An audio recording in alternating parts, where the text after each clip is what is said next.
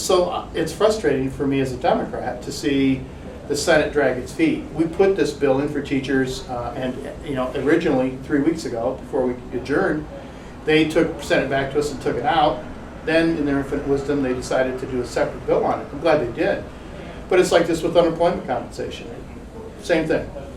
Every dollar, every 5 seconds, 3 people were losing their unemployment benefits while they filibustered this. And at the same time, it's $1 spent, we get $1.63 back for people that are on unemployment. What can Democrats do to sort of loosen the stranglehold in the Senate? Is there anything to do? Is there anything to sort of counteract this deficit hysteria that's sort of sweeping Washington? What I had suggested and what I'm going to do, and I have said to my colleagues, look, people are angry and they're frustrated. The Tea Party movement and the right, the Bex people have got people pretty fired up and anger.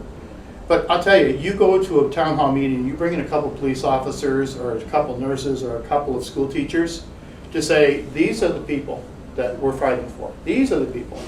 And you have to put a human face to it. You can put up a chart and people will look at it, and that's okay. But if you want the best visual aid ever to drive this point home, bring in the school kids that are going to be affected by not having a teacher. Bring in the cuts that they have made all along. Bring in unemployed people, and counter that by having ordinary people say, look, these people don't know what they're talking about. They're living in some other planet, on some other planet than I am. I want to go to work. I didn't ask to be laid off. Get construction workers there, and ordinary people need to tell the story. I think, unfortunately, for our side, to be very honest with you, we talk above people.